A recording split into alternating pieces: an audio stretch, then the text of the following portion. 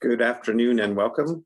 I'm Arne Jacobson. I'm director of the Schatz Energy Research Center at Cal Poly Humboldt. Thanks to all of you for joining the session for today. Today's session will focus on transmission alternatives for offshore wind here on California's north coast. In terms of the flow of the session,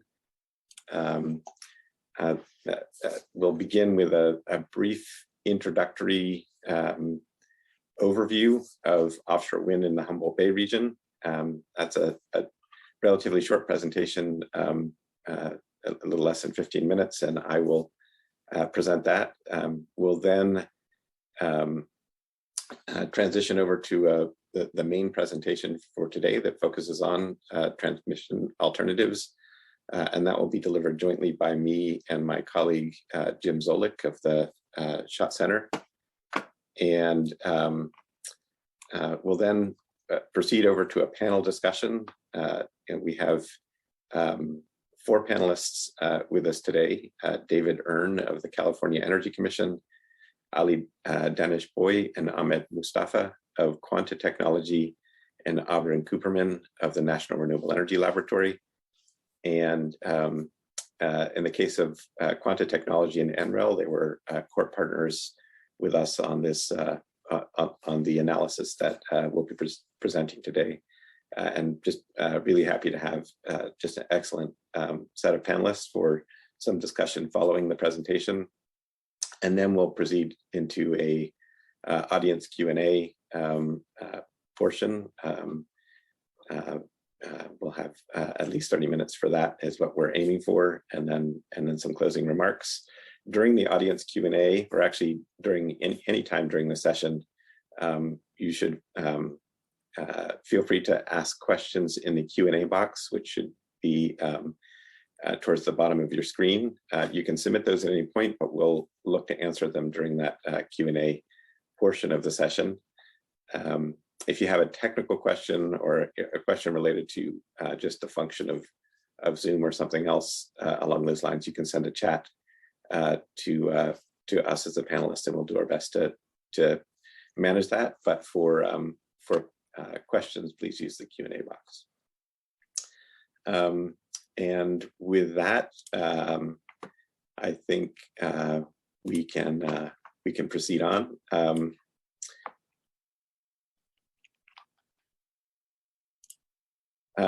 And I wanted to start just with a brief orientation about the status of offshore wind in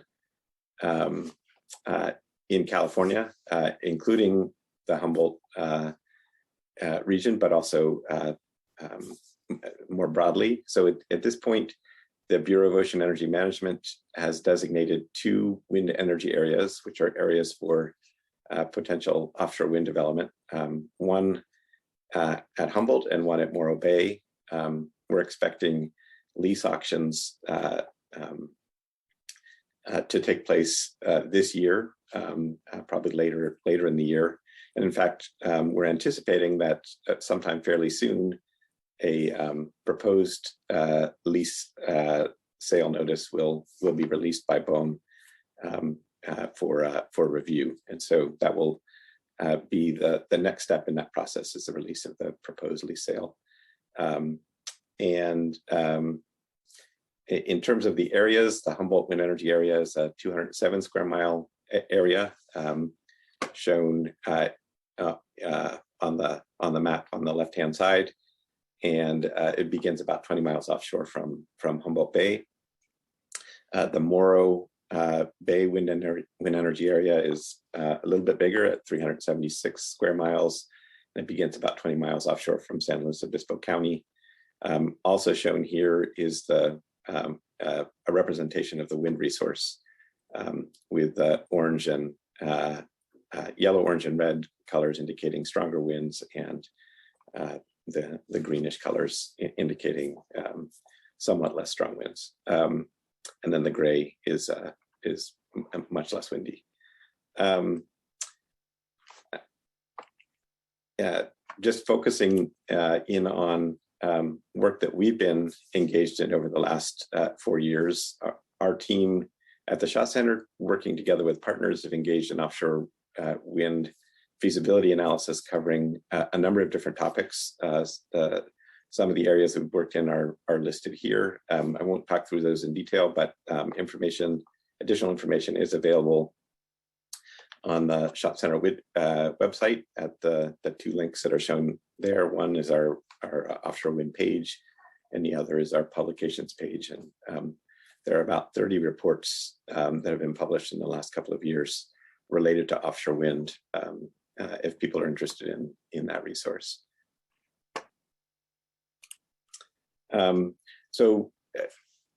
As an orientation in relationship to Humboldt Bay and how it relates to offshore wind,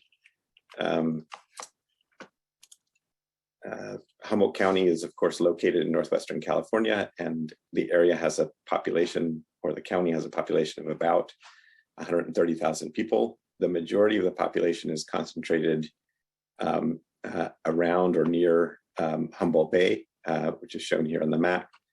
And for those who think in electrical terms, the average regional electric load is on the order of about 100 megawatts.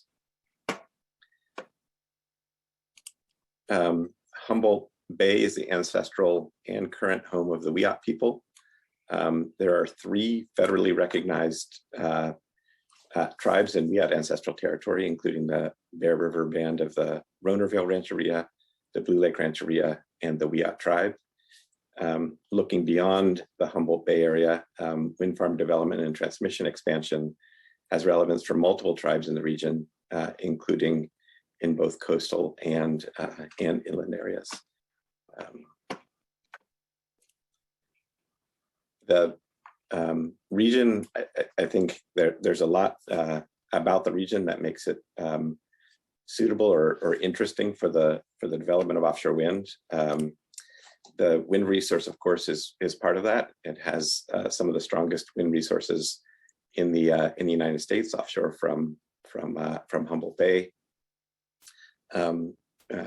We estimated that a wind farm that fully utilized that space could be as large as 1,800 megawatts, and a wind farm of that size could produce about 4% of California's electricity with renewable energy, thereby contributing substantially to the state's climate and clean energy goals. So the opportunity to develop renewable energy at significant scale and the opportunity to contribute to climate mitigation are, of course, 2 of the really important reasons that people are interested in offshore wind in the region. The Humboldt Bay and the associated harbor are also of strong interest. Humboldt Bay is the only port in Northern California with an adequate channel depth to deploy fully constructed floating offshore wind systems that also doesn't have an obstruction across the channel or the harbor entrance. And so the offshore turbines, when they're assembled, are very tall, on the order of 800 feet or so tall, potentially. And so if you have a bridge such as the Golden Gate Bridge, that obstruction prevents that harbor from being used for deploying this type of technology. So Humboldt Bay is strategically important from that perspective. In 2022, the California Energy Commission awarded the Humboldt Bay Harbor District a $10.5 million grant to support some of the initial activities associated with port redevelopment, and that work is underway. The Humboldt Bay Harbor District has initiated planning, design, and permitting related activities for a multi-purpose marine terminal that could support offshore wind development, and a conceptual plan is shown here on the slide.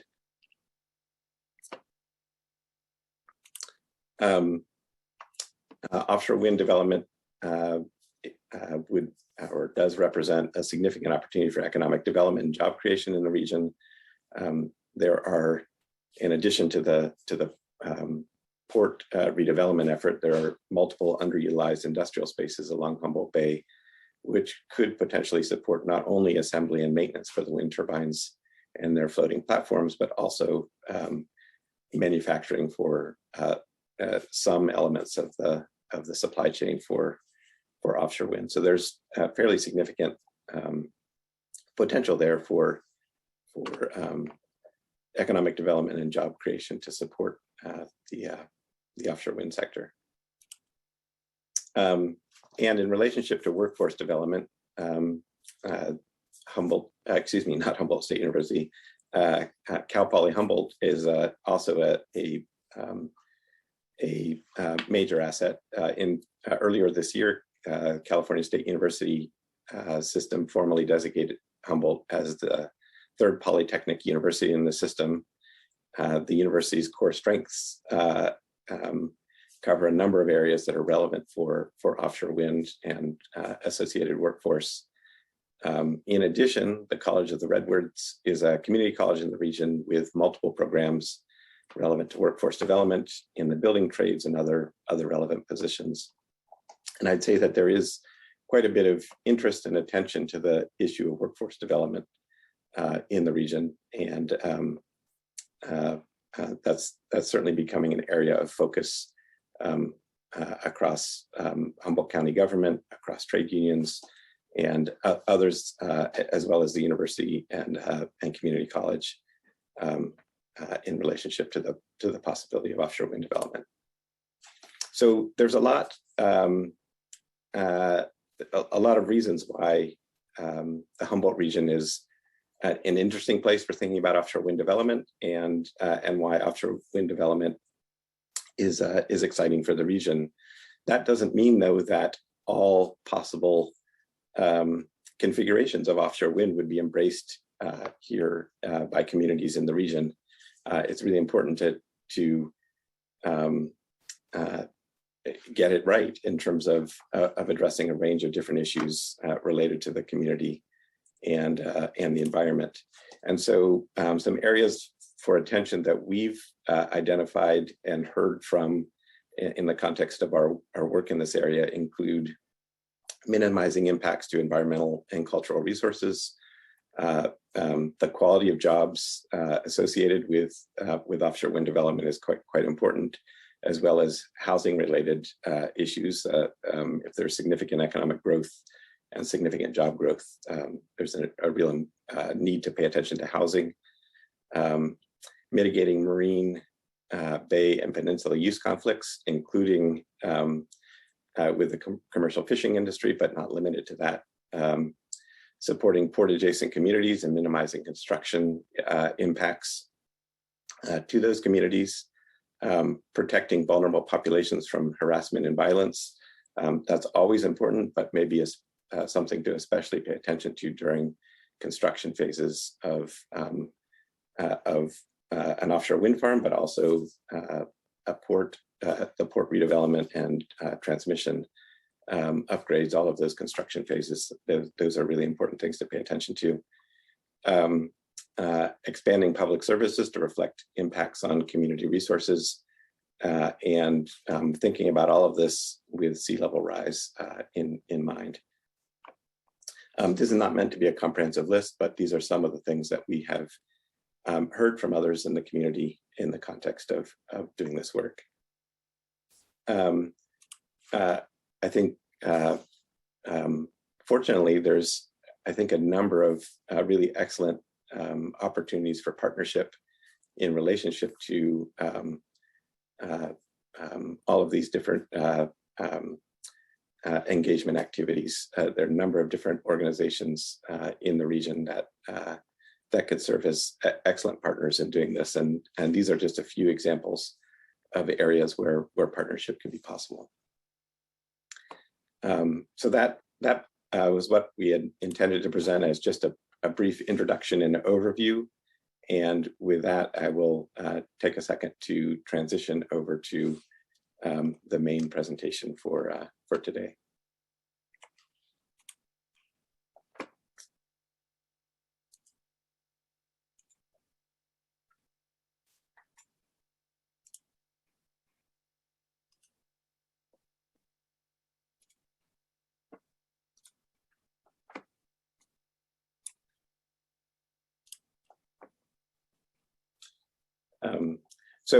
Proceeding on, wanted to focus, today's session is focused on transmission alternatives for offshore wind here on California's north coast.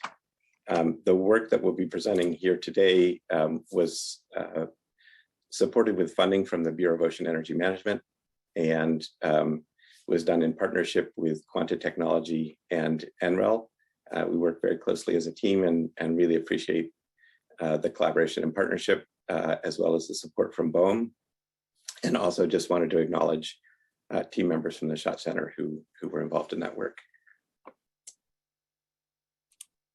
In terms of motivations for this analysis, of course, the large wind resource here in the region is a key driver there, and the potential for contributing to California's climate and clean energy goals. Also a recognition that transmission capacity in our region is limited. Transmission is a barrier for developing offshore wind at scale here on the North Coast. Substantial investment in transmission upgrades is needed to develop a large-scale project, and development of that transmission capacity will take time.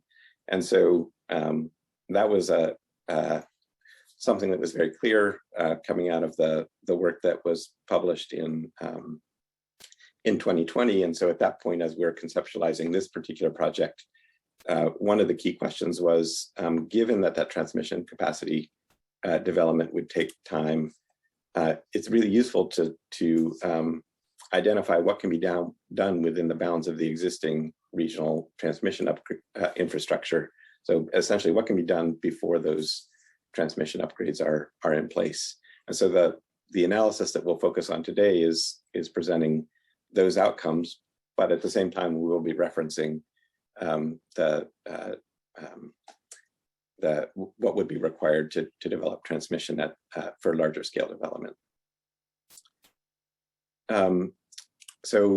In doing these things, we like to cut to the chase and present some of the key findings first, and then of course we'll go back and talk through how we got to those findings. So in terms of starting off with those key findings, the cost for transmission upgrades, what we found is that in cases where wind farm size exceeds the available transmission line capacity, the cost of transmission upgrades is quite significant, and we'll talk through some of those numbers as we proceed. But it is possible to start with a small commercial project that could be developed within the Humboldt wind energy area without upgrading existing transmission infrastructure. Something on the order of 140 to 170 megawatts could be developed if a modest amount of curtailment is accepted during periods when transmission congestion takes place.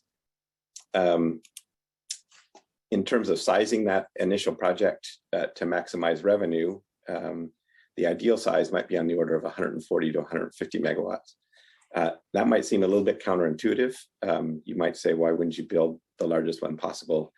We'll talk through this a bit later, but essentially the dynamics of the grid in this region and the effect of those dynamics on the pricing for electricity generated through a project make it so that a slightly smaller than the maximum possible project ends up being the ideal size from a revenue generation perspective. This result is pretty sensitive to the size of the regional electric load. And so if load growth ends up being faster than was projected, for example, it may be possible to build something that's slightly larger while still maximizing revenue. In terms of wind farm economics, the economics of developing a small commercial wind farm in the Humboldt wind energy area are challenging, and that would be even more challenging in the absence of federal tax incentives. And we'll spend a bit of time talking about the details of that as well, of course. We looked at the potential for integrating storage, and there we found that adding storage to an offshore wind farm in the Humboldt wind energy area can improve the project economics. We also looked at some very limited preliminary cases associated with hydrogen generation. And we found that hydrogen generation from curtailed and low-cost power is potentially viable for some local applications, but additional analysis would be needed to prove that up.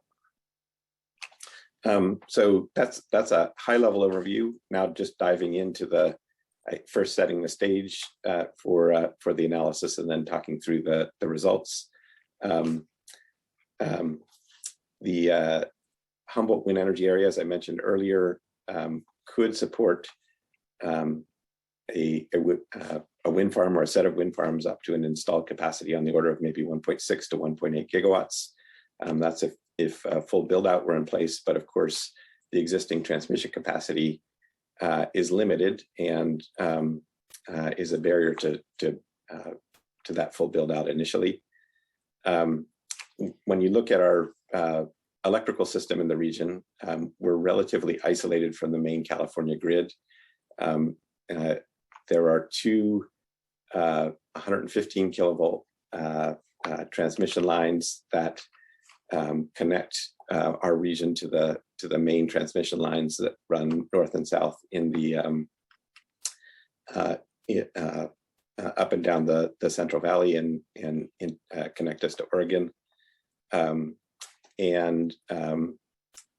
Those two lines are meant to be redundant, and they are meant to bring power in, especially to support the load around the Humboldt Bay Area, with that average load being about 100 megawatts. Those transmission lines are not large enough to support that load on its own. Local generation is needed to power the region. And the anchor for that is 163 megawatt natural gas fired power plant, which is the Humboldt Bay Generating Station, which is located just on the south side of Eureka. And that power plant plays that role.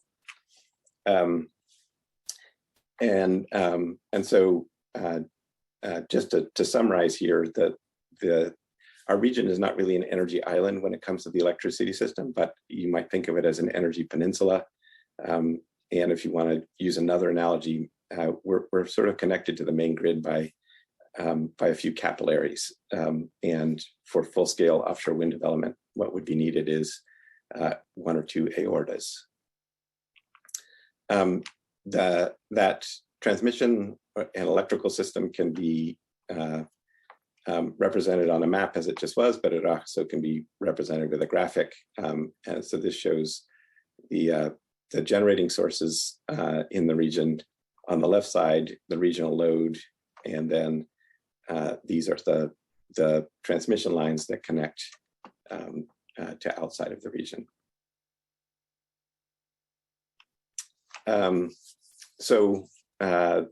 When we look at the required transmission for a full build out of the area, there have been a couple of studies done on that. We, working jointly with PG&E, published a study in 2020, or a set of studies in 2020, that involved identifying several overland and undersea transmission alternatives for a 1.8 gigawatt wind farm in the Humboldt wind energy area.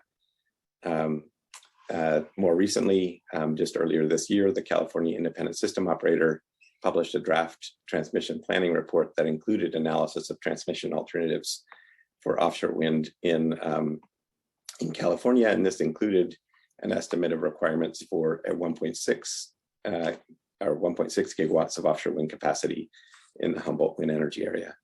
And those two studies ended up including cost estimates for transmission upgrades that were fairly similar to each other. So that's a good thing, and nice that there is alignment there. I'll first just talk briefly about the PG&E and Schatz Center analysis. We looked at 4 different options or 4 different routes for moving power out of the Humboldt area. Include 2 overland routes, one to the east that first goes to the east and then south down the Central Valley. One was a southern route that roughly follows the Highway 101 corridor. And then we looked at two undersea cable routes. One was a near to shore undersea cable to the Bay Area, and one was a further from shore route down to the Bay Area.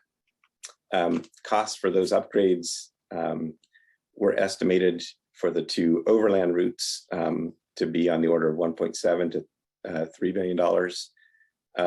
And for the undersea cable routes, $2.4 to $4.4 billion. The overland routes were somewhat less expensive, but all were multiple billions of dollars. The California Independent System Operator Study, or the Cal-ISO study, involved three options for connecting offshore wind, and they used 1.6 gigawatts of capacity for their analysis. Their first option was pretty similar to what I referred to as the eastern route in the PG&E and Schatz Center study. That involved a 500 kilovolt AC transmission line to the Fern Road substation, which is near Round Mountain, over in the Shasta area, and they estimated that to have a cost of $1.2 billion. They also looked at an undersea, high voltage DC undersea cable to the San Francisco Bay Area with an estimated cost of $4 billion, and a high voltage DC overland transmission line to the Collinsville substation, which is in Solano County, estimated at $3 billion. So the costs in the California ISO study ranged from 1.2 to 4 billion. For the PG&E and Schatz Center study, 1.7 to 4.4 billion. So fairly similar estimates for some alternatives that were also fairly similar to each other. That gives a sense of the cost, so fairly significant cost. The process for completing large-scale transmission upgrades is complex and really was beyond the scope of the analysis that we were involved in. But looking at prior cases of transmission development, large-scale transmission projects in California often have taken a decade or more. And so it's anticipated that this will take some time. That doesn't mean that there can't be a goal or target of trying to do it faster than that, but I think it's important to also just understand how those processes are likely to play out. So with that in mind, of course, we were interested in identifying what was possible within the bounds of the existing regional transmission infrastructure. And so the scope of this analysis involved looking at transmission requirements for multiple offshore wind development scenarios in the Humboldt wind energy area, looking at wind farms up to 500 megawatts. The analysis involved high-level cost estimates using the system impact study approach as per California ISO guidelines. That work also involved conducting an analysis of the revenue associated with selected scenarios. So the revenue that would be associated with the energy generated from the wind farms. And then also assessing just the economics overall of offshore wind development for those selected scenarios. Looking a little bit more in detail of the scenarios, we looked at scenarios ranging from 30 megawatts to 480 megawatts. We assumed 12 megawatt turbines on semi-submersible floating platform systems as the technology approach. The wind resource that we assumed for all of this analysis was based on NREL's California 20 wind data set, which at this point is the best available data set. And for the purposes of understanding transmission requirements and expected project revenues, we considered both full capacity deliverability and energy only cases. And I want to just pause here for a vocabulary check on the full capacity deliverability and energy only to talk through a little bit about what that means. So in terms of grid interconnection, full capacity deliverability refers to cases where projects are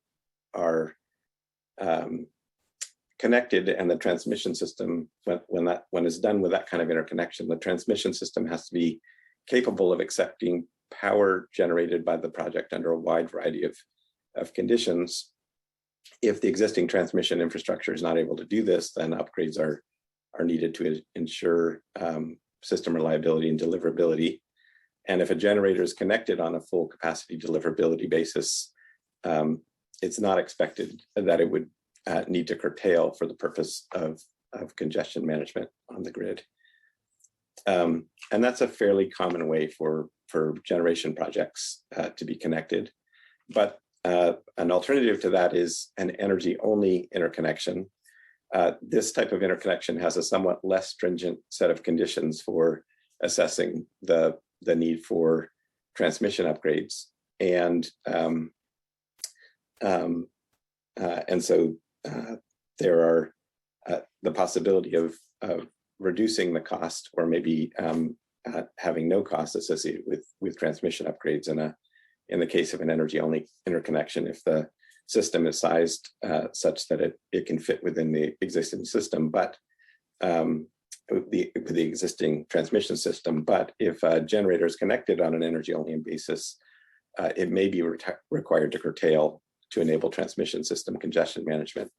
And curtailment in this context essentially means that the system, the wind farm, may need to reduce its energy output in conditions when transmission congestion is an issue, meaning that it's not able to deliver that power, and therefore its revenues are decreased somewhat during those particular sets of conditions. So as we walk through the cases, some of the ones some of our scenarios involved an assumption of full capacity deliverability, others involved an assumption of energy-only interconnection.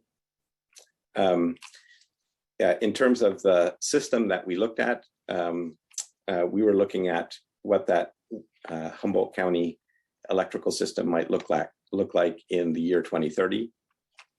So 2030 was the study year that we used, and so we looked at what we projected the generation sources to be, what the regional load to be, and for the year 2030, and we assumed that the transmission system was the same as it is currently. The projected regional load for 2030 was based on data provided by the Redwood Coast Energy Authority, which is a local community choice aggregator for the region. And the generation sources for 2030 were based on data from the California ISO and also from information from RCEA, and then we inserted various wind farm sizes into that system. I'll now turn things over to my colleague Jim Zoellick, who will begin presenting results from that study or from those analyses, starting with work that our partner Quanta Technology led. So over to you, Jim. Great. Thank you very much, Arne, and thanks everybody for joining us today. So I'll jump in here to the results of the transmission analysis that we've recently completed. As Arne said, I'm going to cover sort of two sections. The first section here is some based on some work that Quanta Technology has done. We have both Ali Daneshpooy and Ahmed Mustafa with us today. They'll be available during the panel discussion and to answer questions if there are questions in this section.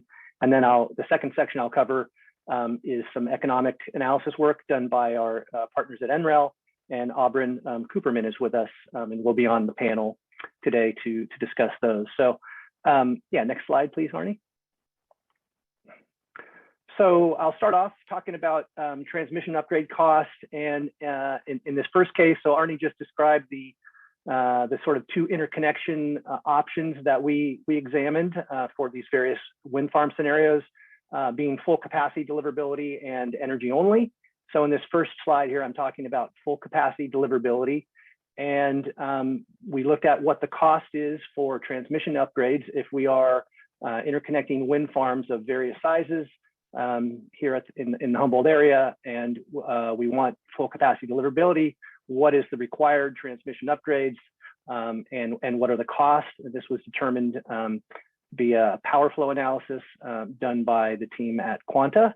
And one thing we found is that for any project, full deliverability project exceeding about 30 megawatts, there would be transmission upgrades required. So if you had full deliverability at 30 megawatts or below, you potentially could do that without any upgrades. Next bullet, Arne.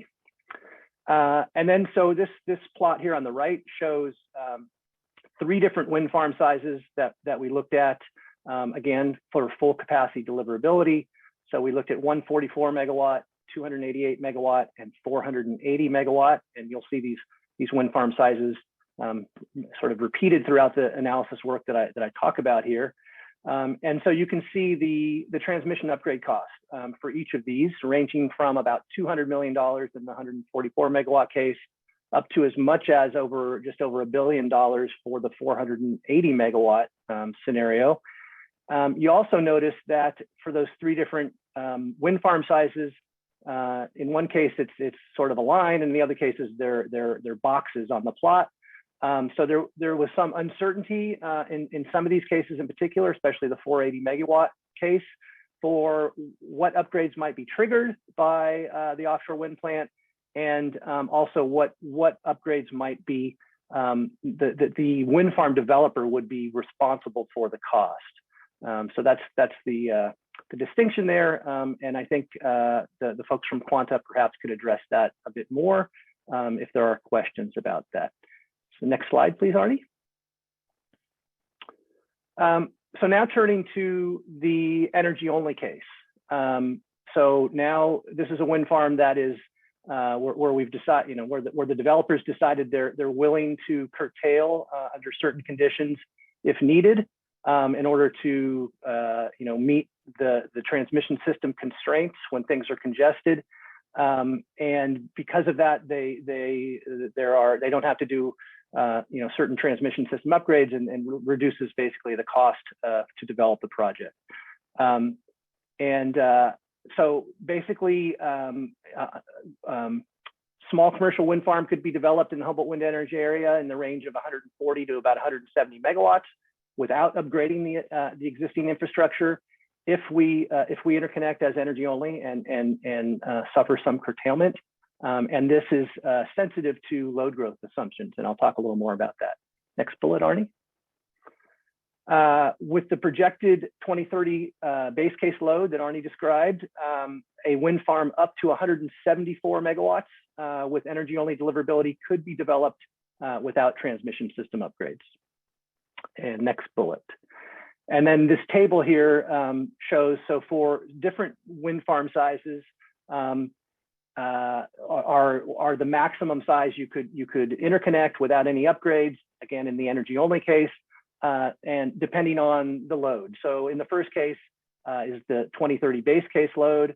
You can see it's 174 megawatts. You can see the peak regional load for that base case load is about 136 megawatts. And as Arne said, the average load there is about 100 megawatts. And then, so this is now 2030 load. So going forward, if there was additional load growth, and essentially what we were looking at, and this was in partnership with the Redwood Coast Energy Authority and their load forecast projections, is if there is accelerated electrification here in our region. So mainly for electrification in the transportation sector and in the heating sectors, which is certainly something that's being encouraged as climate, to address climate change, greening the grid and electrifying our end uses. So if there was faster growth in those end uses, then we had a peak regional load of 170 megawatts for this scenario, and you see the wind farm size has gone up to 225 megawatts.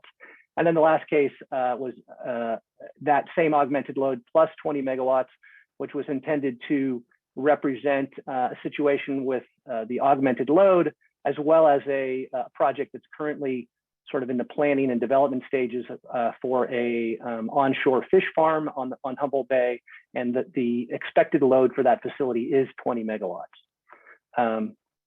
Okay, next slide, please, Arne. So those are the largest size energy only wind farms that could be interconnected without transmission system upgrades for those three load scenarios. If we now turn and ask ourselves, what is the optimal size? And Arne started to talk about this a little bit earlier in the presentation. What is the optimal initial project size with the existing transmission infrastructure? And what we have found, and there are a number of things that impact this, and these numbers are their estimates clearly, but we found that the range of about 140 to 150 megawatts or so looks like it may be the sweet spot for an early, initial project where you're trying to get something in the shorter term and trying to do it without major transmission upgrades. The things that impact the optimal size here, as the wind farm gets larger, the CapEx for the wind farm goes up, right? So there's more capital investment. As I'll talk about a little bit later, we also looked at the fact that often when the size goes up, you get economies of scale and efficiencies, economic efficiencies. I'll talk a little bit more about that a little later. But right now, the wind farm size goes up, the CapEx goes up, the wind energy generation will also go up. At least we certainly hope so. However, what we found is the gross revenue goes down. And this was, counterintuitive. And Arne briefly mentioned this, and we'll talk more about what's going on here, but it really has to do with price suppression and transmission congestion in this region. And because the CapEx goes up, the costs are going up, the gross revenue is going down, the net revenue can do nothing but go down. And so, this is, I think this was a very interesting finding to us, maybe obvious to some, but wasn't something we had really thought through and expected necessarily. And I'll just say that it is a unique situation, not necessarily just unique to our area, but unique in that, if you're interconnecting a large wind farm to a regionally constrained transmission grid, such as our Humboldt, North Coast area, this is the kind of behavior that you might see. Next slide, please. So here we are looking at three different wind farm sizes: 144 megawatt, 168, and 288. These are all energy only interconnections, and we are looking at the production and the curtailment, and then also the revenue from these. So the plot there on the left, the blue boxes show the production from each of these wind farms. The total potential production is the blue bar plus the orange bar. However, these are interconnected as energy only without any transmission system upgrades, so they are subjected to congestion management curtailment.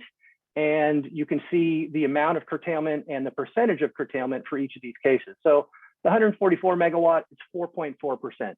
Pretty modest, not insignificant, but modest. 168, a little bit higher, but 6%, so still relatively modest. When we go to the 288 case, it jumps to 37%.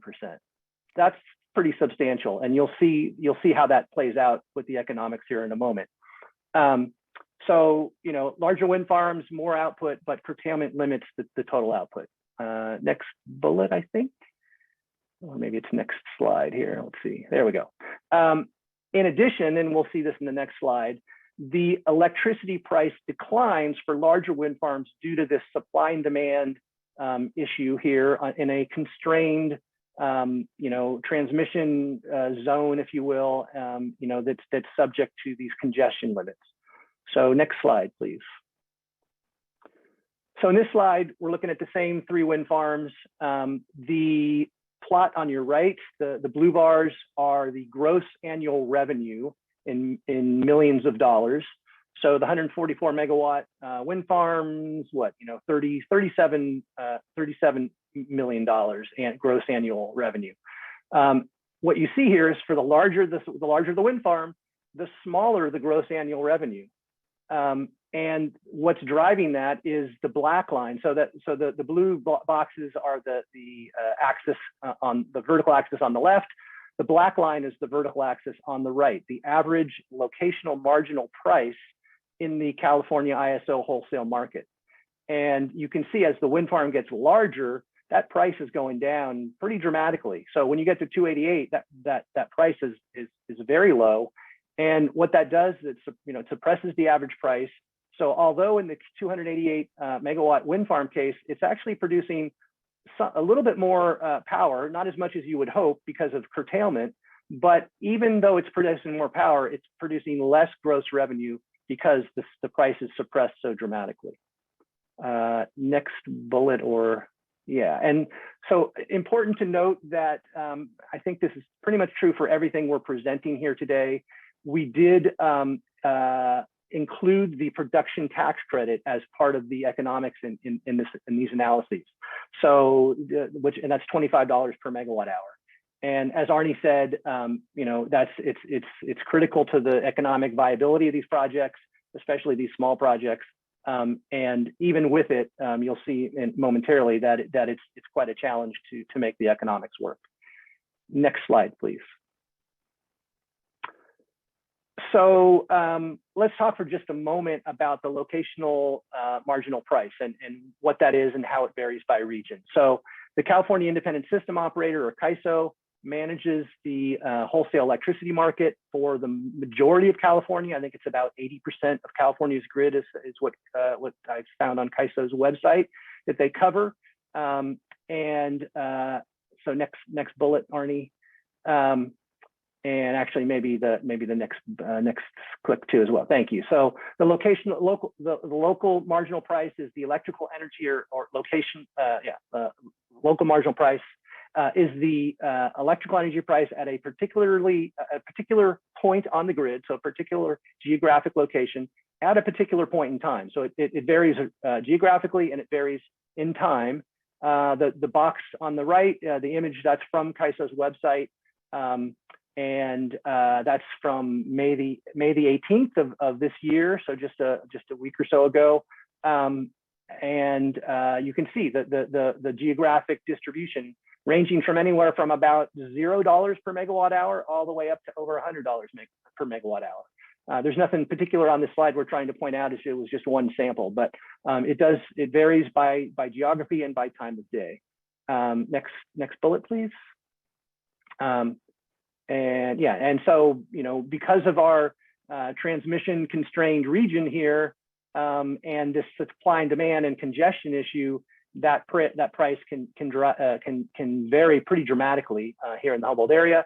The locational marginal price that we used, the nodes, so these are various pricing nodes within the CAISO system.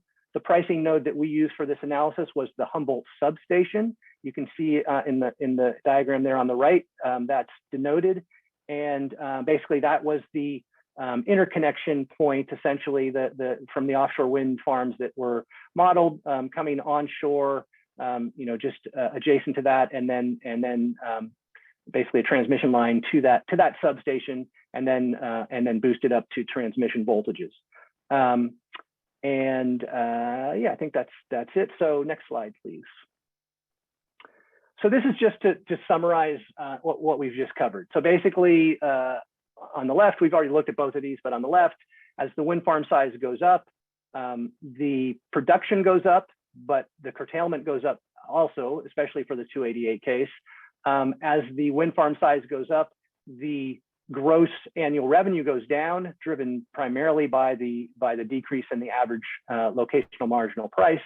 And so all of this brings us back to the sweet spot, at least at this 2030 base case load assumptions, to be about 140 to 150 megawatts. Also, I'll note in red there at the bottom of the slide, this is all based on economic modeling and participation in the CAISO wholesale market. There are other ways for generators to sell their power. They could negotiate a bilateral agreement with some other entity. They could negotiate essentially a PPA, and the economics may look different for that. That's not something that we explored in this analysis. Next slide, please. So one other point here about the locational marginal price and sort of the ideal size. It is sensitive to the regional load. So the whole phenomena that's going on here is we don't have enough transmission capacity to export large amounts of power, so we end up with congestion and too much supply, not enough demand, and the price plummets. So it's not surprising that if you're able to build local demand, then it's for a given wind farm size, you're going to have less constraints. And so at the 168 megawatt wind farm size, you see the base case load on the left. The gross annual revenue was $30 million with an average LMP of $23 per megawatt hour. And if we were in the augmented load case, the average LMP went up to $26 per megawatt hour because there was less of a price suppression with that augmented load. Next bullet, please. I think I've covered that. Yeah. Next slide, please.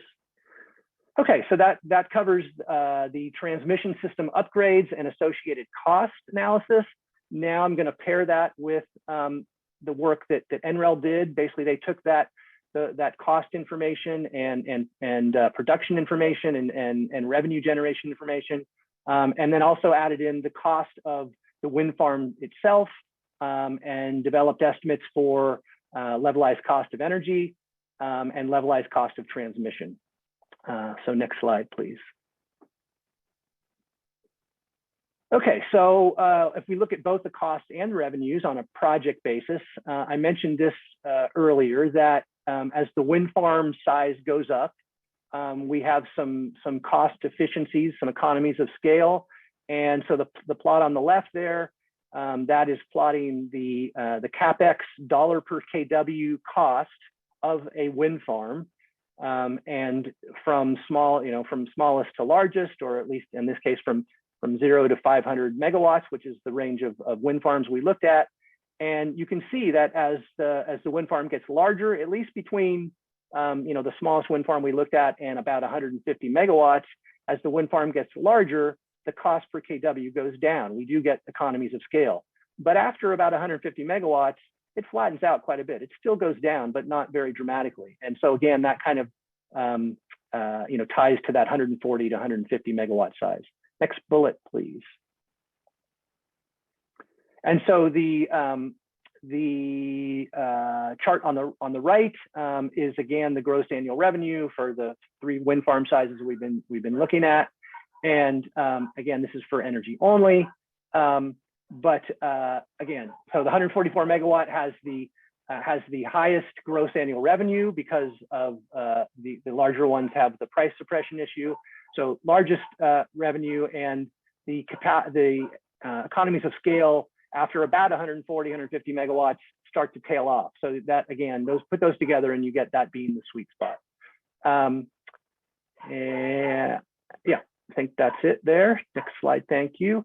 So next bullet, please, Arne. The rest of what I'm showing here, I believe, is so we'll talk about the levelized cost of electricity, and which I've already mentioned, I think, and then also net electricity value, and just wanted to clarify the terminology before I get into that. So for levelized cost of electricity, it's the cost of electricity from a project where the total capital cost and operating costs are amortized over the life of the project. And then for the net electricity value, we're looking at the levelized cost of energy, and we're subtracting that from the amortized lifetime revenue. And now again, results in dollars per megawatt hour. So if the net electricity value is positive, the revenue minus the cost, if it's positive, the project's in the black. If it's negative, the project is in the red. And what you'll see is that the analysis showed that pretty much everything we looked at was in the red, but the 140 to 150 megawatt was in the red the least compared to the rest of them. Next slide, please. So the estimated cost of developing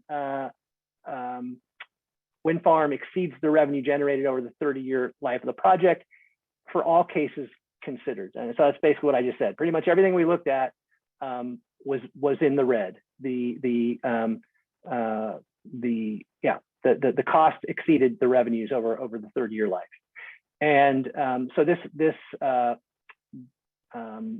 table on the left shows, again, these three different sizes, shows the CapEx going up, obviously, as the wind farm gets larger, shows the curtailment, which we already talked about, pretty modest, and then for the 288 gets quite large, shows the levelized cost of energy.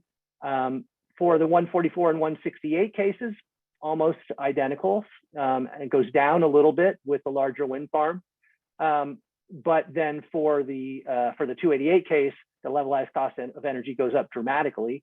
And that is due to the curtailment, because we're paying this, we're paying a lot for the wind farm, but we're not getting any revenue for a good portion of what it can generate.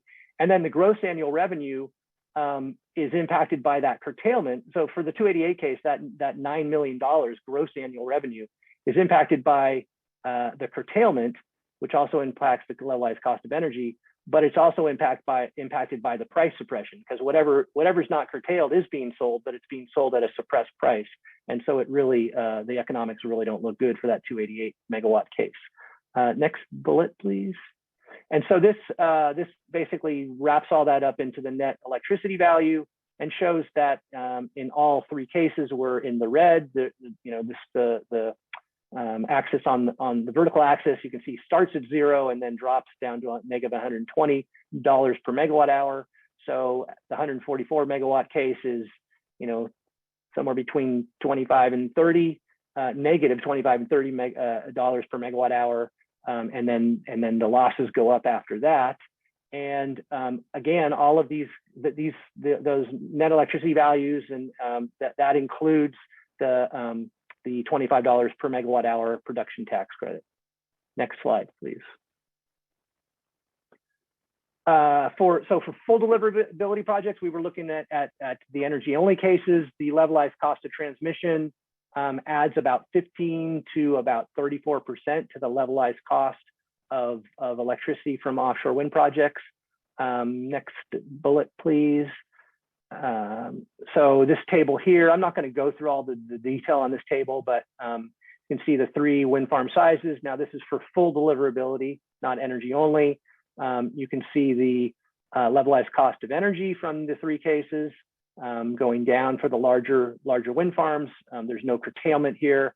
And then the bottom row, you can see levelized cost of energy plus what's immediately above it, the levelized cost of transmission. So that adds basically both the capital cost for the wind farm plus the cost of transmission, and you end up with those dollars per megawatt hour on the bottom there. So this is something you can look at later if you have interest. Next slide, please. Okay, so last couple things I'll talk briefly about project economics, and I think I'm going over here now. I'm looking at my time, so I need to be quick here. So addition of storage can improve project economics. Next bullet, Arne. We basically looked at two cases, 144 megawatt and 168 megawatt. We added a 15 megawatt 4-hour battery, and this was with the 2030 base case load. Next bullet. We assumed lithium-ion battery technology in terms of cost and performance. Next bullet, please. And the overall result showed that adding a battery increases revenue and overall value in both cases. Next bullet.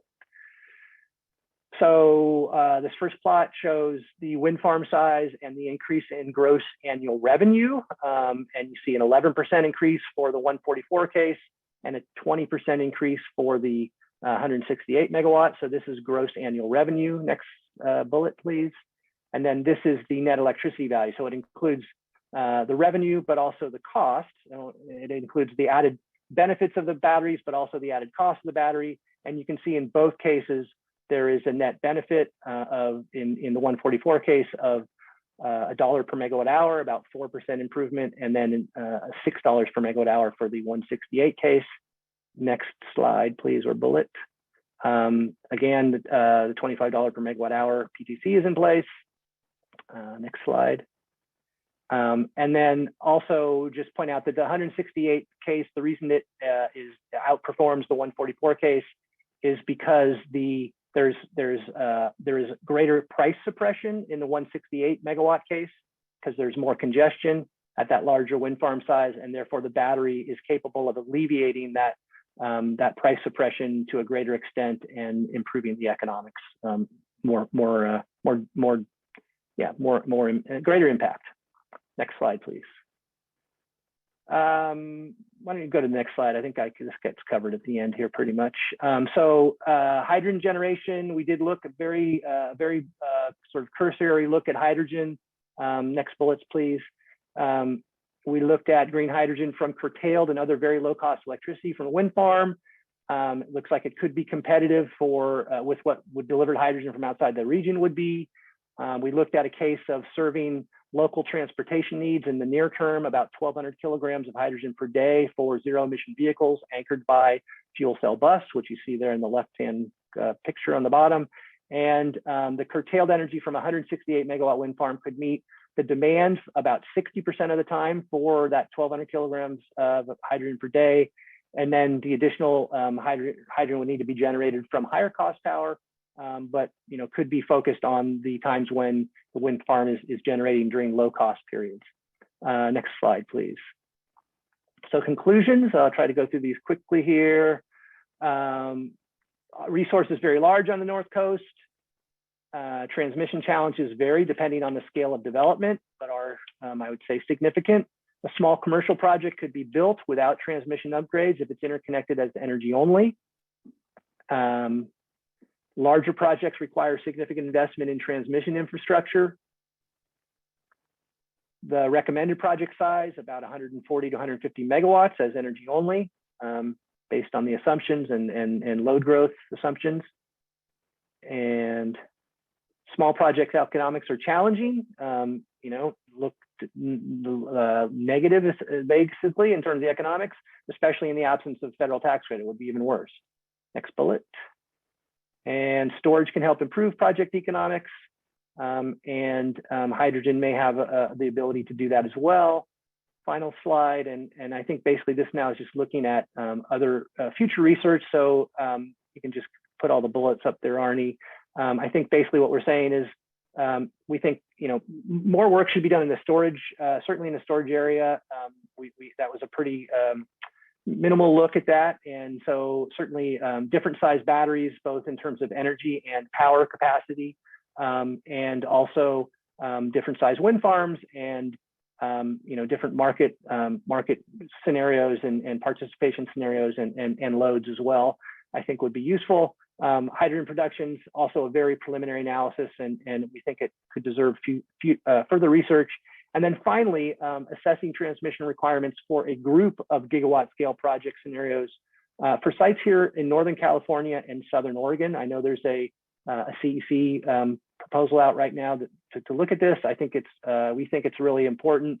There's offshore wind development potential throughout the north coast of California and southern coast of Oregon, and looking at those things in tandem or in combination and trying to identify what the best options are, I think is useful.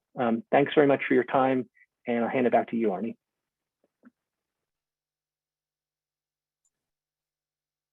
Thank you, Jim. And I'd now like to ask all of the panelists to turn on your cameras, and we'll join. And so just a big thank you to all of the panelists for joining today. As I had mentioned earlier, we're joined by David Erne of the California Energy Commission. We have two panelists from Quanta Technology, Ali Daneshpooy and Ahmed Mustafa, and Aubryn Cooperman of NREL. And just as a note to the audience, Ali's camera is not working, and so Ali is here joining and will be here participate in the panel discussion and Q&A, but won't be on camera. And so what I'd like to do is just start with having each of the panelists introduce themselves briefly, and then we'll move over to some questions that we have prepared for the panelists that relate to this topic. So maybe we start with you, David, and then we'll go to Ali and Ahmed, and then Aubryn. Hi, I'm David Erne with the California Energy Commission. I lead our supply analysis office within our assessments division, focused on supply within the state. Thank you, David. Over to you, Ali. Hi, everyone. Ali Daneshpooy. I'm a senior director with Quanta Technology and working on the technical projects, including the offshore. Thank you for having me on the call. Thank you. Hi, yeah, thanks James and Arne for the great presentation. So hi everyone, this is Ahmed Mustafa. I am senior consultant with the transmission team in Quanta Technology, and I was responsible for doing the power flow studies for the offshore wind project. Thank you. Hi, I'm Aubryn Cooperman from NREL, the National Renewable Energy Lab, and I work on techno-economic analysis for wind energy. Thanks to all of you, and really great to have you here. I'm going to start off with a question for David. David, can you please comment on the state's interest in offshore wind development? Why is the state interested, and how does offshore wind fit into California's climate and clean energy goals, especially in relationship to Senate Bill 100 of 2018? Sure. So I'll start with the Clean Energy Act of 2018, which is often referred to as SB 100, which is the main driver for the states thinking about build out of renewables and zero carbon resources.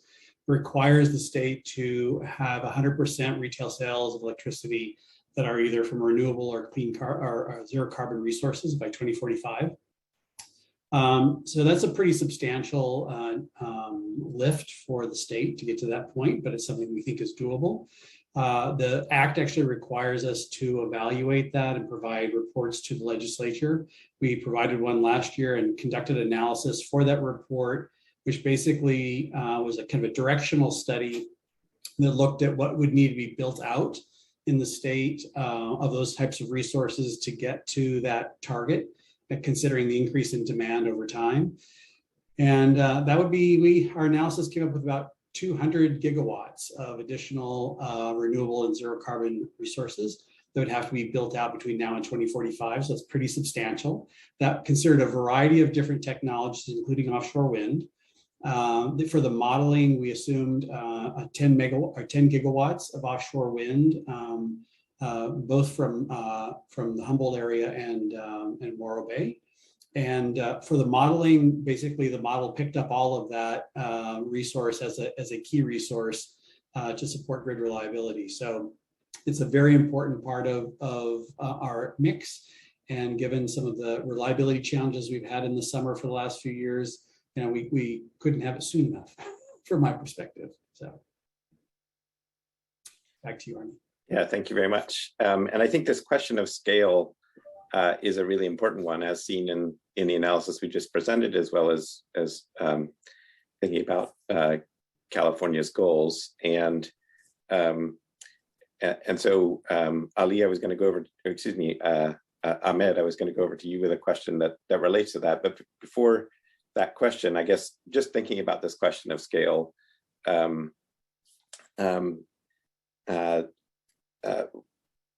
one of the things that we've heard from a lot of people as we've talked about these results is just this question of with this small option that you might be thinking about for before the transmission upgrades are in place, if the economics are really challenging and all of the options lead to some loss of money, there's a question of why would anyone want to do that. And I think it's important to recognize that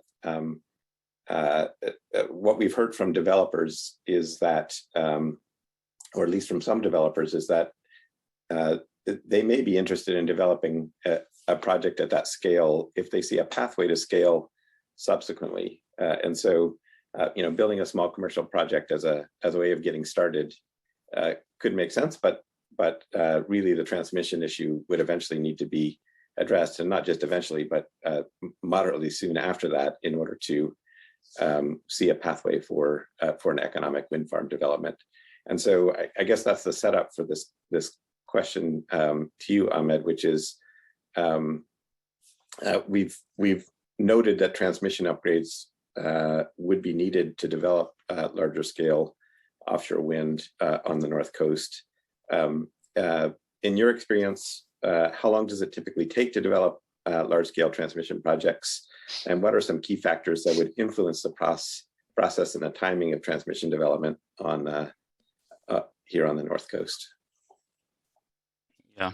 So yeah, Arne, like as you mentioned in the slides, it's a challenging and complicated process to put like number for timeline for large scale project like these projects. And from my opinion, like challenging, we can face here that it's not easy to like develop reasonable estimation for larger scale transmission project expansions, like to be established. And this is basically depends on different factors or multiple factors. So like generally, we can say that type of need for these large scale transmission projects can affect directly the timeline too much. So we can start saying like if the project needs rely on a reliability needs, and here reliability, I mean like transmission planning, performance evaluation. So in this type of projects, we can see some like faster timelines. Another example, if the need for the projects related to the interconnection studies, like generator interconnection studies. Here examples for these projects like large scale network upgrades or local network upgrades. We can see some risks here for this type of projects as for these projects, the risk, like for generator interconnection studies, it's mainly like it will be a decision for the generator owners that are in the queue to make like a decision to establish these projects. So we can face some risk to like delay the timeline. On the other hand, for these two types of needs for projects, we can have a third need for these large projects like public policy. And here we can have we might have advantage for these type of projects regarding the timeline, because as you may know, like usually these type of projects, like the solution or the project itself are well investigated by ISO or utilities. So we can have advantage regarding the timeline.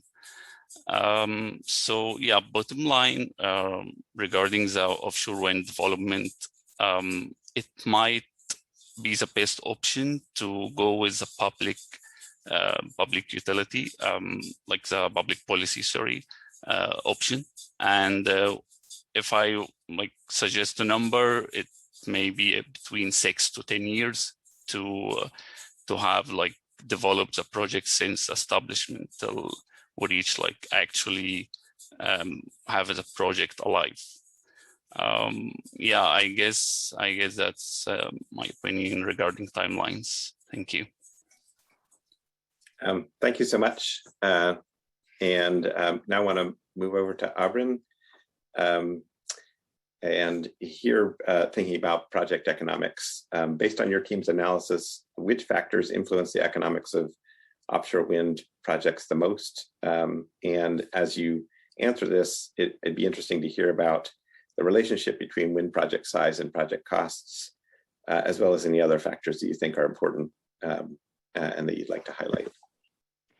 Yeah, thanks, Arne. So as you mentioned, and as Jim touched on in the presentation, certainly the project size is an important factor in how much the project will cost. You know, there are some fixed costs associated with the design, getting to know the site, managing the project, and those really don't get that much smaller for a small project.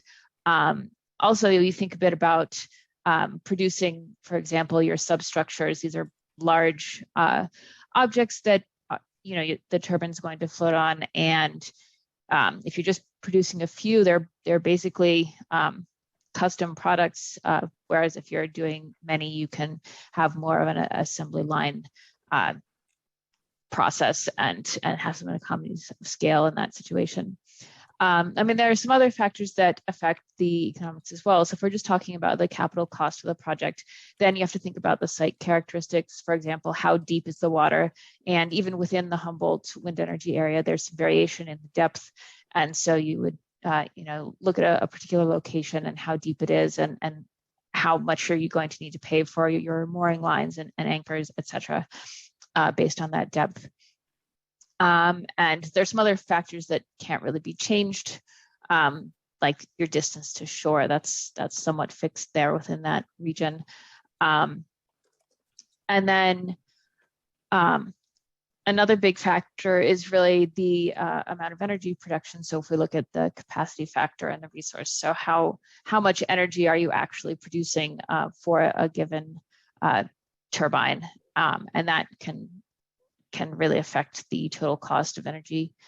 And then just a few other factors that I'll mention that we include in our analysis were the financial costs. So how is this being funded? What sort of return on investment is expected? And that will then affect the overall levelized cost of energy. And then the cost to operate the plant. So how easily can you get out to the plant to do maintenance?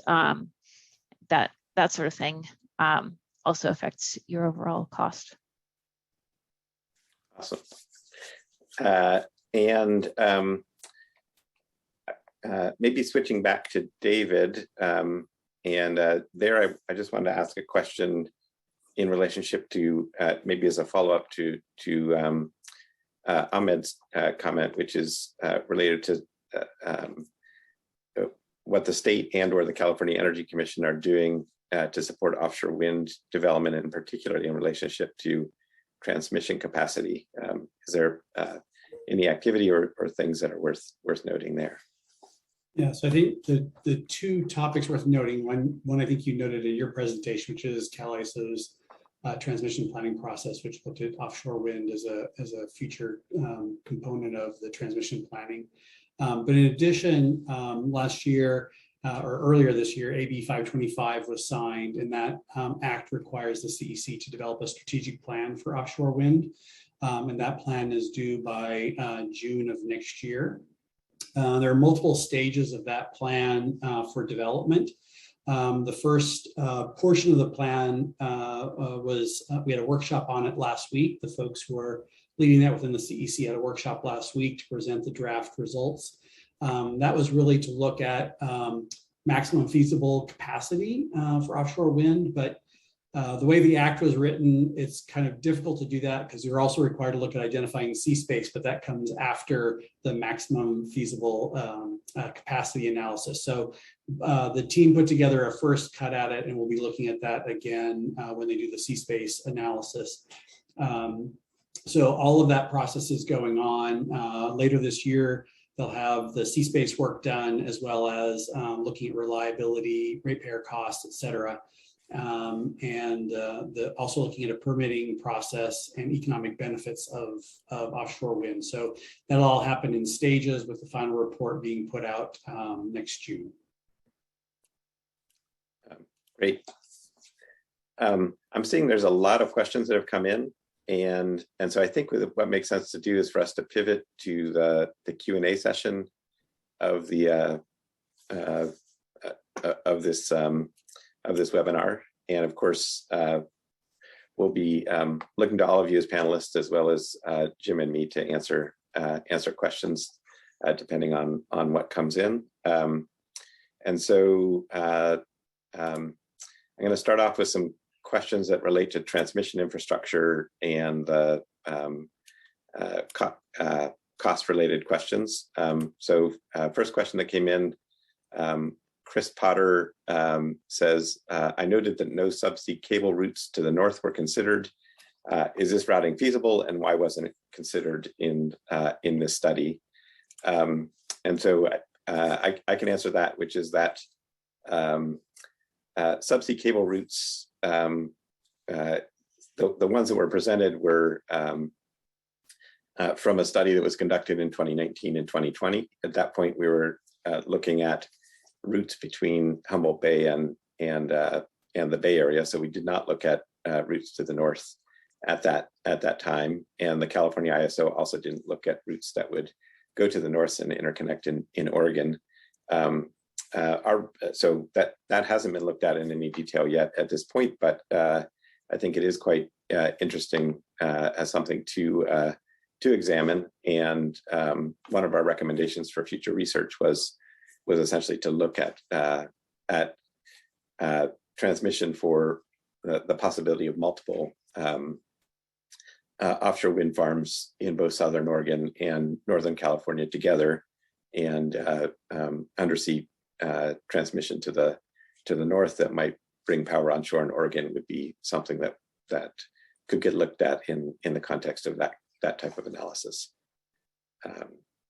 And I think with all of these questions, if other panelists, I'll direct a question to a particular panelist, but if someone else has something to add, you should feel free to jump in. Second question is Ken Clark asking whether or not this analysis anticipates that PG&E would curtail the Humboldt gas plant before curtailing the output of the offshore wind farms.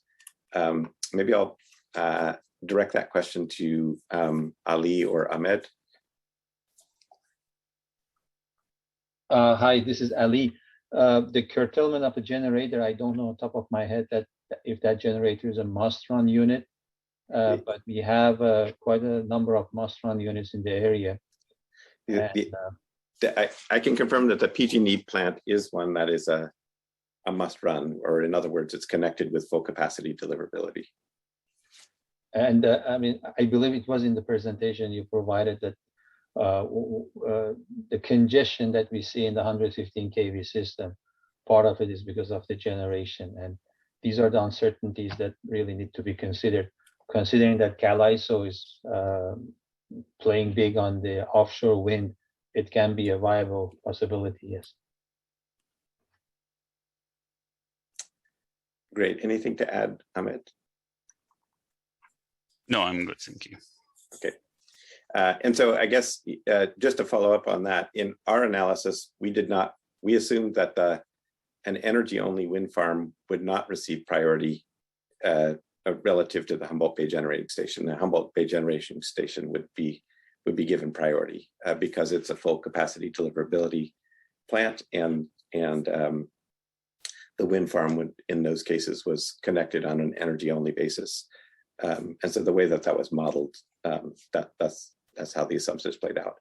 Whether or not that would always be true in practice is perhaps different. Jennifer Kalt asked, what are the potential funding sources for transmission upgrades? Would the cost be borne by PG&E or the offshore wind developers or some other entity? David, is that one that you would like to take? Not sure that I know the full answer. I know there are multiple ways to finance these, and I believe usually the developer is where the financing comes through. However, there is funding under the Infrastructure Act for transmission development, and so there could be federal dollars that could be available for transmission development. That's competitive around the United States, but it could be another option. Thanks, and it's certainly if there were public financing from, for example, the infrastructure bill, that would certainly, I'm sure, be of great interest to both the state and to developers. And in respect to developers financing, my understanding is that in most cases, developers may need to finance, but eventually would be reimbursed the cost of those transmission upgrades, and that reimbursement would come ultimately from ratepayers for transmission projects.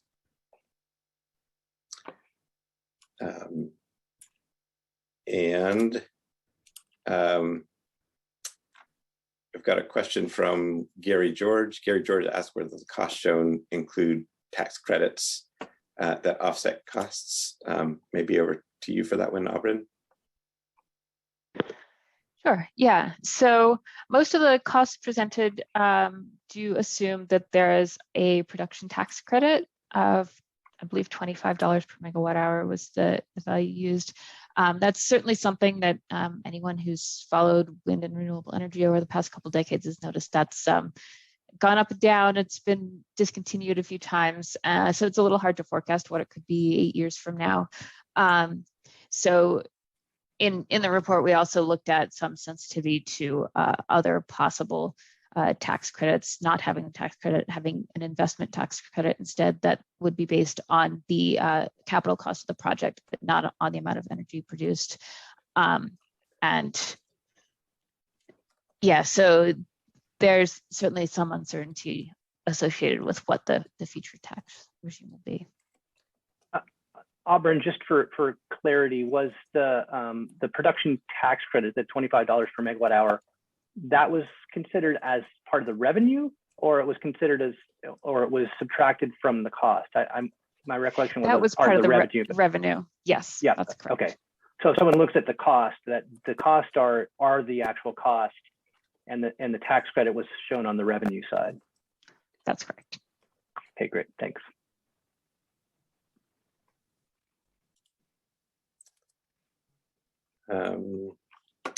Let's see, we've got a question from Christina Kunkel, who asked whether the levelized cost of energy is still negative when storage is added for all of the scenarios analyzed. Maybe that's to you, Aubryn.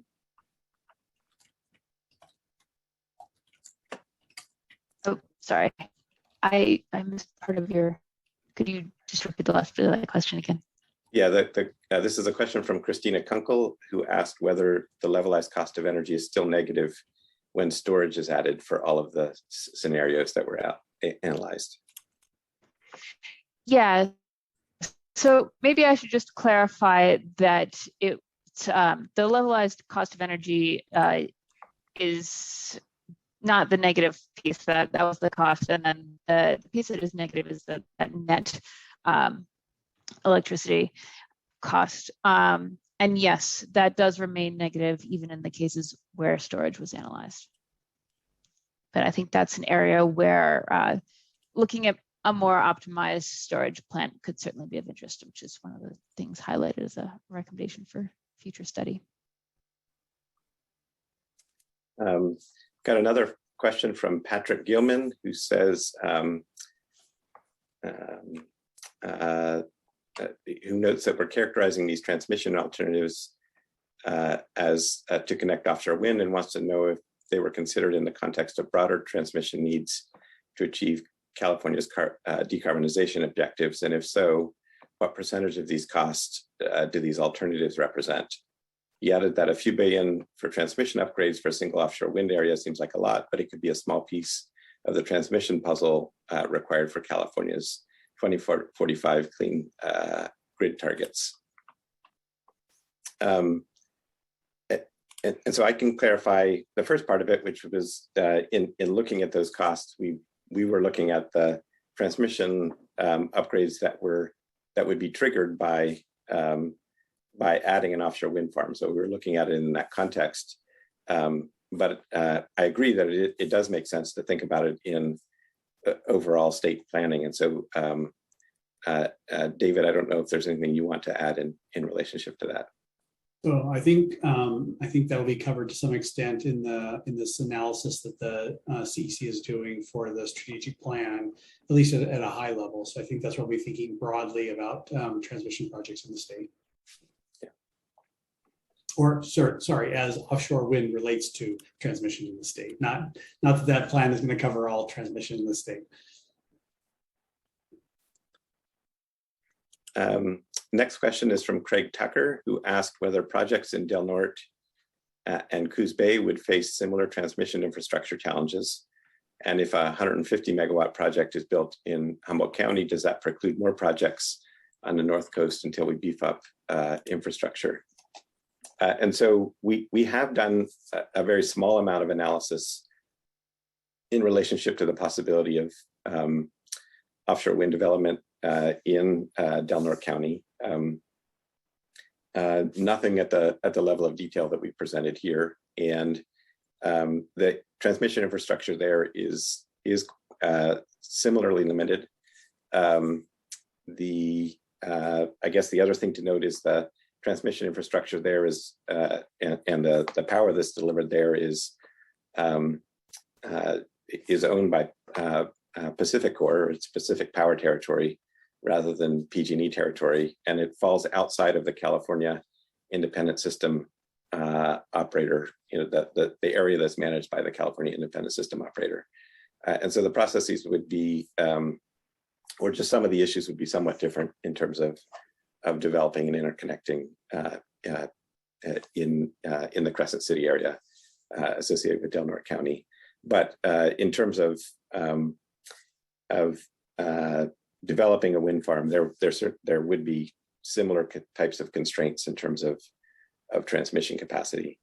Coos Bay, we haven't looked at as carefully, and so I don't want to comment in the same way. I do know that there is somewhat larger transmission lines in the Coos Bay area than there are on California's north coast, and so it would depend on the specifics. But there certainly isn't capacity for gigawatt scale interconnection available in Coos Bay.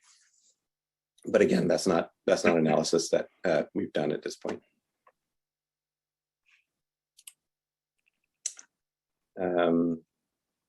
Let's see. Abigail Ryder followed up with a clarifying question. Do the calculations which show curtailment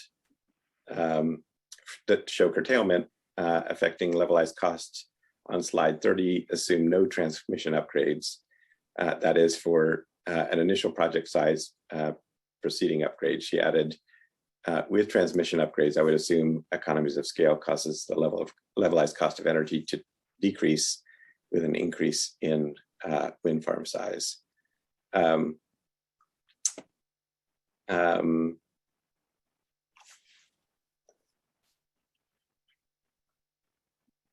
So I guess we can clarify any of the scenarios that involve curtailment assumed an energy-only interconnection case, and the cases that we looked at were energy-only interconnection cases where there were no transmission upgrades required. I think that's correct, Jim. Is that right? That's correct, Arne. Yeah. Patrick Owen asked if we have a sense of how much more transmission upgrades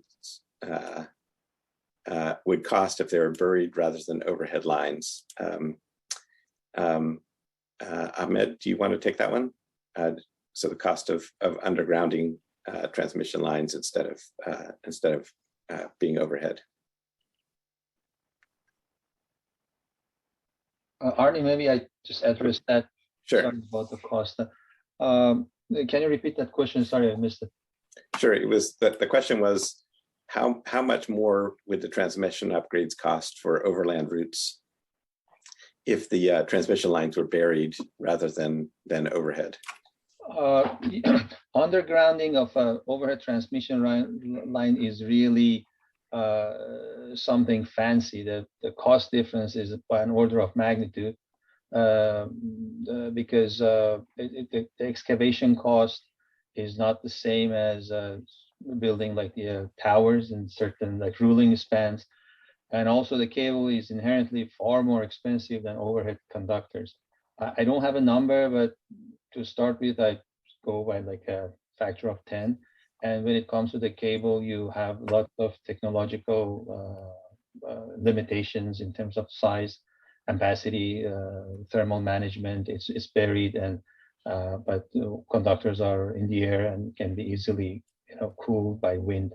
So they are really not comparable. And the only time that underground is considered is because of some other concerns like safety or underpassing a river or environmental issues? Thank you. There was an anonymous attendee commented that we have analyzed a smaller project up to 288 megawatts connected on energy only, and a larger project up to 1800 megawatts with transmission reinforcements, and asked if we have done the same analysis on the LMP for the larger projects, or if we looked at a medium-sized project with some upgrades, but not full. And so I can answer at least part of that, which is that the larger project, the 1.8 gigawatt full build out analysis that we did previously, and that was work that was published in 2020, did not involve the analysis of revenue generation, and therefore the local marginal price type analysis was not included in that prior study. It was done for a selected set of the analysis that we did for these smaller projects. I think the largest one that we did that type of analysis for was the 288 megawatt project. And just as Ahmed and Ali could probably comment, that the cost of doing the effort level required with doing that revenue analysis is fairly significant, and so we had to be fairly selective in the set of cases that were covered with the estimate of the revenue generation. I don't know, Ali, if you want to add anything related to that. No, I agree. I mean, you covered it. Thank you. Arne, I would just note, I think, I mean, for a larger project at 1.8 gigawatts, you're not going to interconnect that without transmission upgrades, right? And so that basically that's going to, the local sort of congestion issue and transmission constraint issue would go away. It depends on where you're, I guess, where you're tied into the system, and if there's congestion issues that you create in, let's say, at Cottonwood or in the Central Valley area, then that would impact there. But it would definitely be a different situation, I think.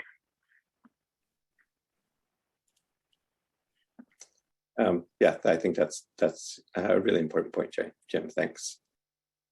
Dan Janes from Aker Offshore Wind provided a note on upgrade cost, which is that transmission projects can also be funded on essentially a subscription type model, where generators pay as they go on a per megawatt basis. And so thanks Dan for that note.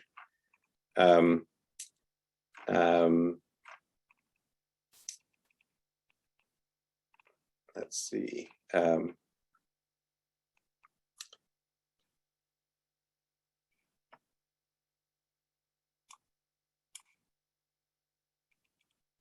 We had another question that came in, and an anonymous attendee asked whether in this study we have taken into consideration the potential of offshore wind from the state of Oregon that may be built before the Humboldt projects, which will add more transmission and congestion from north to south into California. And I guess the short story is that we did not consider offshore. So the studies that we did were really just focused on the Humboldt wind energy area. But we did consider that the transmission lines that are running north and south in the Central Valley are already heavily subscribed. This is for the earlier study from 2020, and so the costs for the upgrades in those cases where you're running power to the east and then to the south, or running power along that southern route, both of those analyses assumed that you had to upgrade the transmission lines, or I guess for the one that ran to the east and then to the south, the assumption was that you would have to upgrade the transmission lines in the Central Valley in order to accept this additional capacity, because the transmission lines that are already there are pretty heavily subscribed. And so I think that while it's true that additional renewable generation, including offshore wind, could be built in Oregon, to deliver that to California would also require its own analysis of what the transmission upgrades would be needed. And so I think those two can be thought about independently in the context of the type of study that we did. An anonymous attendee asked whether there are any plans for a Western RTO, and what is the expected split to be between the responsibilities for costs on developers and public utilities. I don't think, I'm not sure if any of us are in a good position to answer that question. David, I don't know if you're shaking your head, but I don't know if you want to say anything. No, I don't have anything available to answer that question. Do you want to just say for a second what's meant by Western RTO? I think what they're looking for is a broader regional planning organization for the West. And there are multiple, the West is broken up into multiple planning organizations at this point. And so there has been talk over the years about creating a broader Western one, but that has not happened. Right. One more question on transmission related topics. Colin Fist asked, if undersea transmission is developed, would the electricity produced bypass Humboldt County entirely, or would it be possible to include a smaller onshore interconnection as well? And I think the answer to that is it depends on how all of that is designed. If there's an offshore wind farm and if that's connected to an undersea transmission line that either runs to the north or the south, there would have to be, if it's doing that without bringing the power onshore first, then you would need to have likely a floating substation out in the wind farm that would convert the power from the wind farm to the voltage associated with the undersea transmission line. I think and that's certainly a possibility. And if that were the case, then it wouldn't necessarily, the power might bypass the region entirely. It might be more likely that the power would be brought onshore and that substation would be onshore, and then you would take the power back offshore again for that undersea transmission line. But both configurations are a possibility. I don't know, Ali, if you or Ahmed have anything you want to add on that. I wasn't clear on the onshore connectivity, because isn't the cable traveling from the offshore wind to a substation in the Humboldt area? So that's the way we looked at our analysis. Yeah. But I think if there were a large undersea transmission line where the power was being taken to the south to interconnect in the Bay Area, or maybe to the north to interconnect in Oregon, I guess my comment was that it is technically possible, maybe not economically possible, but technically possible to have a floating substation that would convert the voltage from the voltage of the offshore wind farm to the voltage associated with the transmission line. That would be possible, but I think it would be more likely that you would bring the power onshore first and then send it back out if you had an undersea cable. I mean, if you have an underground, if you have a cable technically more than 50 miles, you definitely need these compensating islands where you have to provide the shunt reactors for the cable. Otherwise, it's not a feasible cable installation. And it should be quite possible to tap it off at those islands.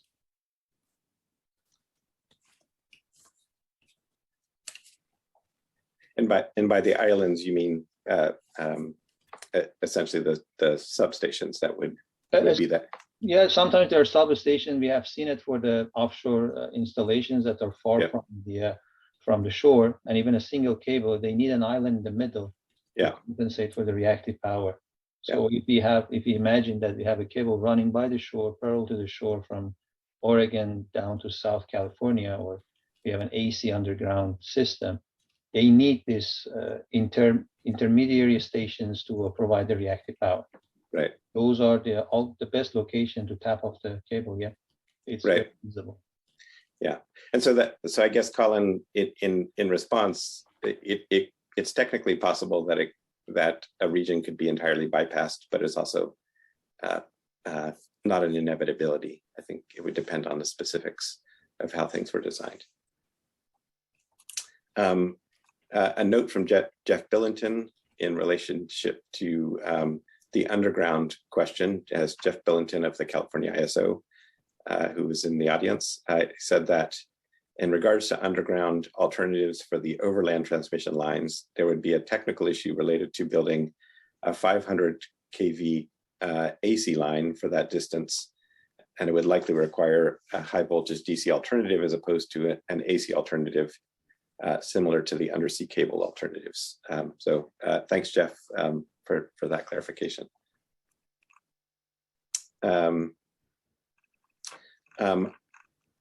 We only have a little bit of time left, but I want to switch gears and to a few different types of questions, because there were questions that came in on other types of topics. So we have a question that came in related to load and storage.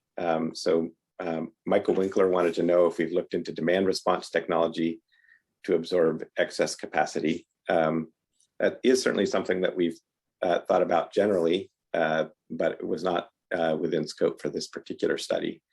And certainly demand response is part of what it makes sense to look at in terms of grid management in this type of context.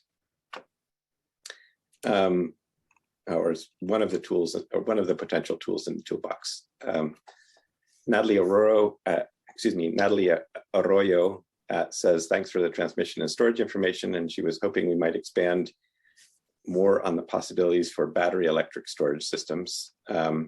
She adds, I've checked out the reports, but I'm struggling to wrap my mind around the implications for our region. Who would host the storage, whether it can be dispersed in the region, or if battery storage needs to be concentrated.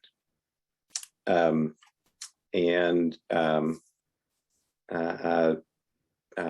do you want to take that question? Sorry, I was reading one of the other ones. So this was the one from. This is a question from Natalie Arroyo. Yeah. Got it. So she said, sorry, I'm looking at it now. I didn't hear you. She says, thanks for the transmission and storage information. She was hoping we might expand on the possibilities for battery storage electric systems. Essentially was wondering whether or not storage can be dispersed in the region, or if storage needs to be concentrated. Got it. Okay, thank you. Yeah, that's an interesting question, Natalie. And I know that RCEA, our local community choice aggregator, has been working on a program. I think it's actually sort of in process, where battery storage is being installed at various customers, whether it be residential or small commercial facilities. And it's in part they're getting the resource adequacy advantages associated with those batteries, but there's also value to those customers. And certainly, I mean, RCEA could have energy storage. The energy storage wouldn't have to be at the located at where the wind farm where the power comes on shore necessarily. I mean, depends on where the congestion and constraints are in the system, obviously. But I think you could think of a model where the storage could be dispersed, and it could be aggregated and potentially controlled in a aggregated fashion. So I think there are other models that could be looked at. We really didn't look at that level of detail. We just assumed a certain size battery, and didn't specifically say where it would be located. Thanks, Jim. Turning to some questions that relate to community environmental related questions, Christian Hernandez asked if during the project evaluation, if we've encountered any complaints from the community when discussing deployment of a wind farm in Humboldt and the surrounding area, either offshore or onshore. Yes, does that dialogue occur with the community? And also, are there any environmental barriers encountered with an agency? If so, he asked if we can talk more about those challenges and hurdles. Christian, we didn't talk about that in this session just because we were focused on transmission, but some of the work that we've done previously and that others have done have focused on a number of those types of questions. Some of the earlier work that we published in 2020 included analysis of both benefits and concerns from a number of different interested parties in our region and beyond. And there was also a fair amount of analysis related to potential environmental impacts. And so there is a fair amount of material related to those topics in some of the previously published results. And I'll say that there, like many large-scale projects, there's a mix of perspectives in the region, some being supportive of offshore wind and very interested in some of the benefits that can come. There were also concerns that were raised. And so I really encourage people to check out some of that prior work. And of course, there going forward, quite a bit of ongoing work in relationship to that, both in the context of state and federal processes, as well as by other groups here in the region. I see that we're coming up on time, and so maybe just look at one more question, and then we'll move into wrap up. And so I'll close with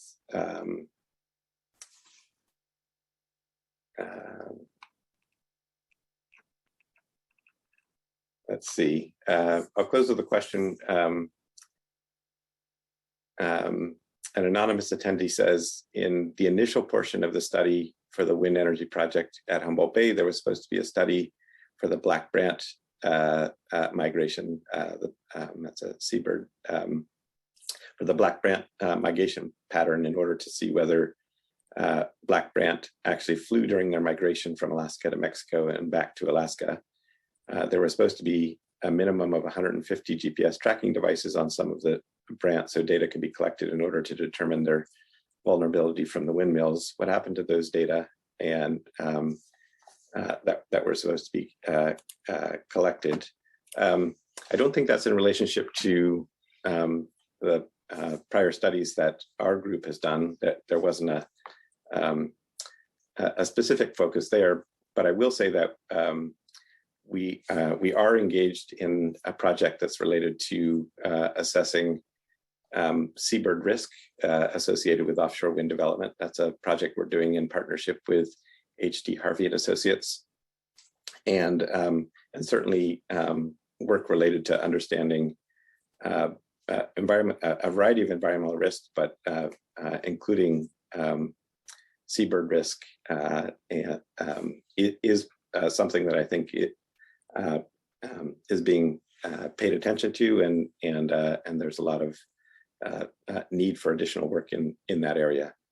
So I'm not sure about the specific reference to that study. I think it must be a reference to work that perhaps someone else was doing, but more broadly, a focus on seabird risk and offshore wind is quite important, and one of the things that that we've been working on. I think with that, just recognizing the time, we'll want to move towards closing. I want to thank everyone in the audience for joining today. Really appreciate your interest, And want to give a big thank you to our panelists. So thank you, David, Ali, Aubryn, and Ahmed. Thanks to Jim for being my co-presenter, and a big thank you to Maya Kelly and Kathy Hudson for the production side of the webinar and for making all of this happen. So thank you all very much. I think looking forward, we here at the Schatz Center are looking towards celebrating another project that we've been working on, which is a renewable energy microgrid at our regional airport. And so we'll be looking to do a celebration of that on June 22nd. And so people should keep an eye out for an announcement related to that, and hope that some of you can join for that. So again, that's on Wednesday, June 22nd, will be an upcoming event on that side. With that, I think I'd like to say thank you very much to everyone, and we can close things out. Of course, if you're interested in additional information about our offshore wind work, you can find that on our website at schatzcenter.org/wind, and publications also on our website. And I see if any of the panelists want to say just a closing word, I'll pass it over to you for that. David? Hi, so thank you. First of all, thank you for inviting us. Glad to be able to participate in this panel and also hear your analysis. I did want to quick call out, there was an anonymous attendee that asked a question about being involved in our AB 525 work. So please look at that response in the questions, typed into the questions about how to engage, because we would love to have your engagement.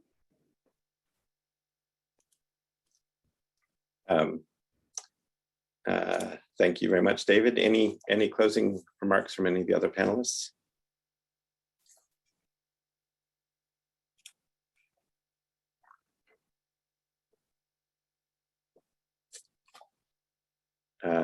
Then thank you all very much, and hope you enjoy the rest of the afternoon. Thanks, Paul.